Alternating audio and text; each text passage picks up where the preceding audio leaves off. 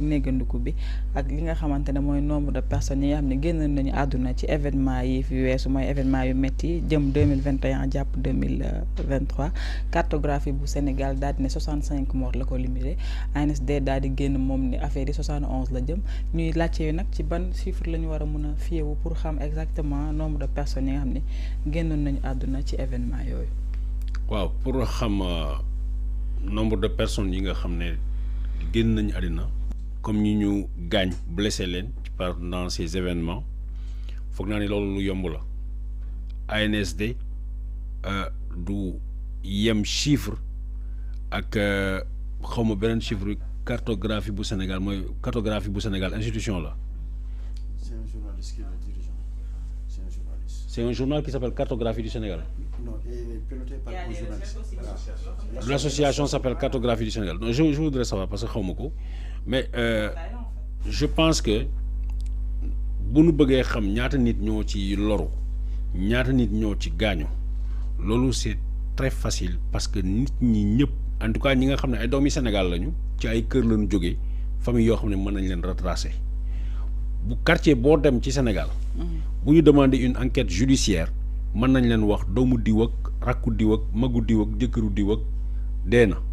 ci événement yi parce que kenn fàttewul kenn ku ne ci nit boo xam ne gaañu na certes y a des morts anonymes ay nit ñoo xam ne dee nañu sénégalais dinañ jàpp nañ seen tur duñ leen mas a fàtte mais am na ñoo xam ne rey nañ leen Bignona am na ñoo xam ne rey nañ leen comment ça s'appelle Diaobé am na ñoo xam ne rey nañ leen feneen ci Ziguinchor moom 19 personnes nit ñi jàppuñu c'est-à-dire l'opinion nationale public national jàppul seen tur mais seen mbokk yi xam nañu ni seen doom gaañu na ak ci lu mu gaañu donc loolu c'est pas un débat et xam nga bu ñuy wax yaa ngi may jox ay chiffres 64 xam nga 65 ak 71 alors que pendant tout le temps on a parlé de 86 morts 86 morts donc ce qui veut dire que ne serait-ce que sur le chiffre soxla nañu une enquête pour que nu wax sénégalais yi ñaata doomi Sénégal ñoom ñoo ñàkk seen bakkan ci yëf yi te it ñaata ñoo ci jëlee ay gaañu mais loolu une enquête judiciaire simple bu police judiciaire mën nañu identifier clairement loolu donc loolu jarut a xëccoo deuxième chose mooy gannaaw bu ñu identifier toutes les victimes ça veut dire ñi ci loru ñi ci ñàkk seen bakkan mais it seen i mbokk les ayants droit bu ñu ko defee ba pare c'est vrai lu ñuy xaar ci état mooy la nga xam ne Macky Sall diggewoon na ko balaa moo dem mooy ñu indemniser les populations coow la bare woon na temps yële bi ñu waxee dañu am assistance bu ñu leen defal ni ñu naan comment on appelle dañ leen indemniser ñi bàyyi ñële c'est l'opportunité c'est l'occasion d'aller vers ça. mais wax nga gisoo ne kuy dem bay def ay assistance wax noom ñii lay jox ñii nga xam ne gaañu nañ ci ak ñii blessé kooku war na mën a xayma exactement ñan ñoo génn àdduna. non ñoom certainement am nañu chiffre xam nga dama lay expliquer benn affaire peut-être su ma ko waxee mu xalaat mu xaw a nëroog ak affaire partisan. gis nga ba bi ñu jàppee nit ñi ci kaso bi. ki di Fatima Mbengue te mu nekk assistante Ousmane Sonko. te mu nekk les pupilles de la nation. xamoon na ba le chiffre exact des personnes yu ñu jàpp. waxuma la ñi dee mais ñi nga xam ne dañ leen jàpp xam nañ ko fépp fu nu jàpp nit garde à vue yóbbul nañ leen ndékki yóbbul nañ leen añ yóbbul nañ leen reer te bi ñu nekkee en prison am na lu mu tuuti loo xam ne bu weer deewee dañ koy jox seeni militant ak ñëpp ñoo xam ne jàpp nañ leen dans le cadre de cette affaire bëri na ci ay prisonniers yoo xam ne sax ci leneen lañ leen di jàppee bu ñu bëggee profiter dañ naan man partisan Pastef la wala ainsi de suite ba keroog li yéexaloon sorti Ousmane Sonko ca détention bi gannaaw bi ñu annoncé xam nga annoncé woon naa ak ci suma page Facebook xaw ma wala Kéwoulo wax ni à telle heure Ousmane day génn après toog nañ ci benn 48 heures boo xam ne génnul li ko gën a yàggal mooy dañu néewoon ci yi ñuy waxtaan il faut la liste exhaustive de toutes les personnes yoo xam ne dañ leen interpeller dans le cadre de cette affaire là pour ñu génne leen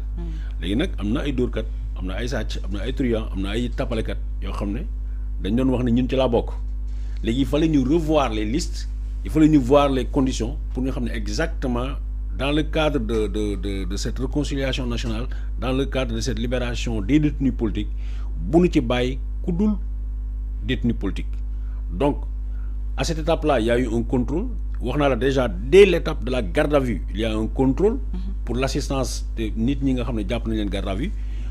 bi ñu nekkee en détention il y a un contrôle parce que ça permet ñoo xam kan nañu war a dimbali ak kan nañu war a dimbali au moment bi ñu leen war a libérer ñu génn kaso il y a eu un contrôle donc ce qui fait que le contrôle n'a jamais été le contrôle n'a jamais manqué donc contrairement ñi nga xam dañ lay gëmloo ni xamuñu chiffre exact bi xamuñu loolu ay caaxaan la quoi ci li ma gëm chiffre bi que ça soit ANSD ou que ça soit je ne sais pas lan mooy seen critère ba d'accord uñu mais sénégalais yi nga xam ne seen i doom génn nañu ñibbiseetuñu wala dee nañu ñoom suul nañ leen xam nañu le nombre exact boo ñu laajee kenn ku ne ñu additionné c'est dommage c'est une addition macabre mais nañu xam le nombre de sénégalais yi nga xam ne mu génn àddina. d'accord mais loolu yan ban appréciation nga am ci révélation yi nga xam ne Pape Mahatta def na ko moom chef du cabinet Diomaye ci discussion yi amoon entre moom ak Macky Sall ak président de la République bi fi nekk tey ak Ousmane Sonko. Pape Mahatta Ndour waaw bu fekkee ne dama dégg li nga wax. deful révélation dafa wax li nga xam ne moom la ñëpp xam Macky Sall moo nekkoon président de la République du Sénégal chef suprême des armées président xaw ma lan de la magistrature conseil supérieur de la magistrature et tout moom lañ joxoon lépp toutes les forces et de la puissance de l'État kooku bu naree génn ngeen war a def passation ak moom le minimum mooy ngeen toog ngeen waxtaan ak moom ça c'est tout à fait normal donc y a pas de révélation par rapport à ça mais kan Pape Mahatta est-ce que Pape Mahatta waxtaanuñu est-ce que Macky Sall le fait que mais ku taxaw di taxaw naan waxtaan nañu ak waxtaanuñu sax kooku dañu war a seet mbiru kooku naka la ñu mën a remplacer un président de la République c'est-à-dire un nouveau président de la République va venir il va succéder à l'autre te duñu waxtaan ak moom duñu xam lan moo fi nekk quelle est la situation du pays quelles sont les urgences ainsi de suite même bu fekkee ne li mu leen wax on va vérifier et voir après que li mu wax amut mais le minimum mooy ñu taxaw waxtaan ak moom xam nga man Pape Mahatta Ndour bu muy ñëw Sénégal bu fekkee na nga ne waxtaan boo xam ne Pape Mahatta Ndour fekkee na ko Pape Mahatta Ndour bi nu amee bi changement bi amee la ñibbi si Sénégal parce que Pape Mahatta nit la boo xam ne xam naa ko je pense que l'une des lu bokkul ak Ziguinchor bi nga xam ne ñoo ko bokk mu di rakk par rapport man Congo laa ko gisoon dans l'exercice de ses fonctions pour la première fois en 2018 d'ailleurs voyage boobu j'avais accompagné Macky Sall moom il était le y avait consul bi dafa génn àddina moom ñu def moo nekkoon le chargé des affaires de l'ambassade du Sénégal du consulat du Sénégal à Pointe-Noire foofu laa ko gisee pour la première fois Pape Mahatta bu doon wax li muy wax dafay bari mun na joxe ay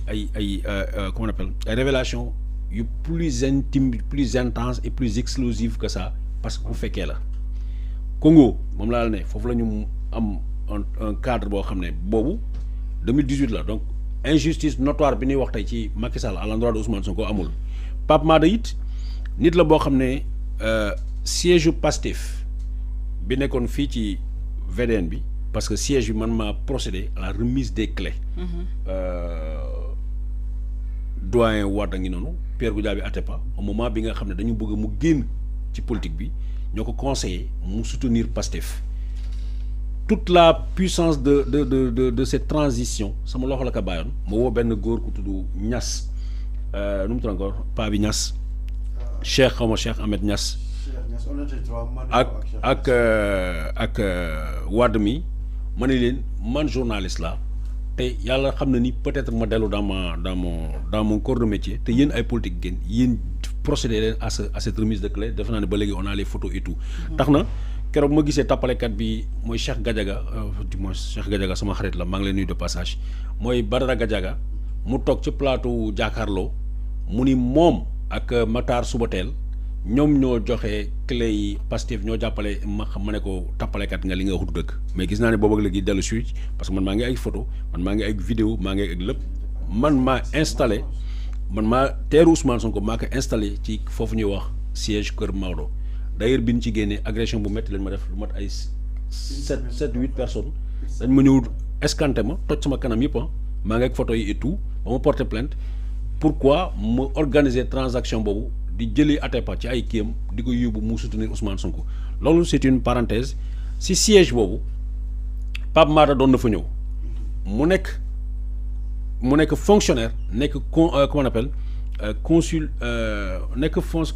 chancelier xaw ma lan mais en tout cas corps de diplomatie la nekk bi ma ko njëkkee gis ci siège bi fii dama ko woo ma ne ko Pape mu ne ma ne ko ce que tu fais c'est très dangereux ma ne ko parce que yow fonctionnaire nga te gars yi ci à la chasse aux sorcières lañ jëm ci chasse aux fonctionnaires nga te tu es jeune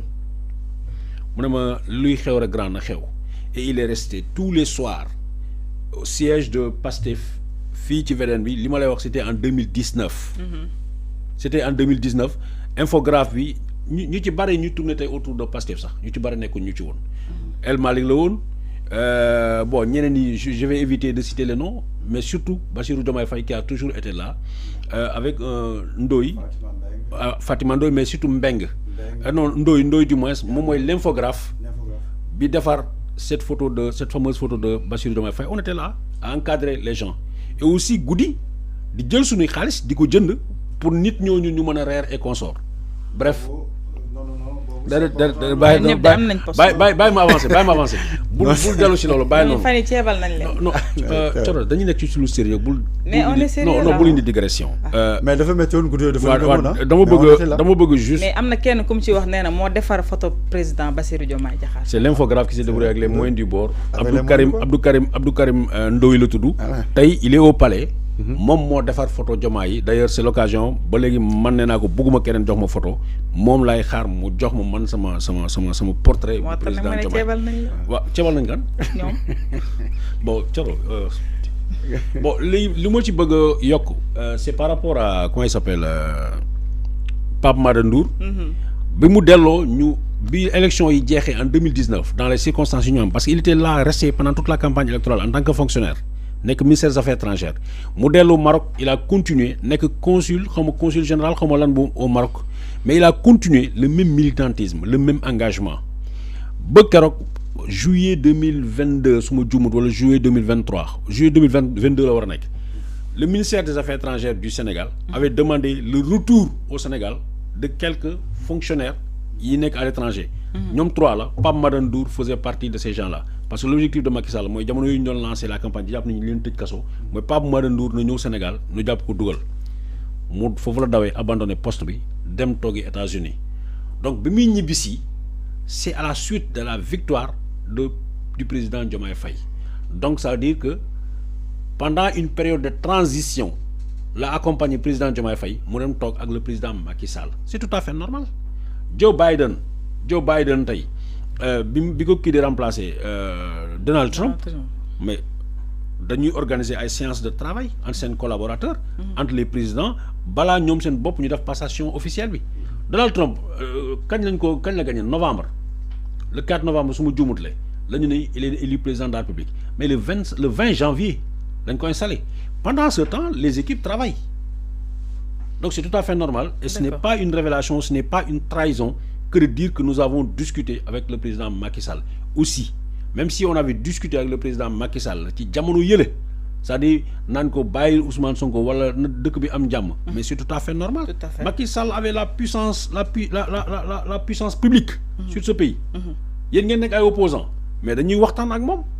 waxtaan ak da ngeen signé protocole de Cap Manuel ak protocole waaye alhamdulilah ba protocole am na bu fekkee ne protocole am na ñu sante ko yàlla parce que loolu la ñu mës a ñaan sénégalais yi boo bëggee dugg ci kër gardien ba toog ci buntu kër gi yor yat boo ko naan su ma duggee ci kër gi ma jëli sama yat danaa la rey da ngay naxante ak moom ba nga dugg ci kër gi mais soo taxawee ngay tëkku gardien bi du dugg ci kër googu c'est aussi simple que ça loolu laa gëm. Alors le dialogue a été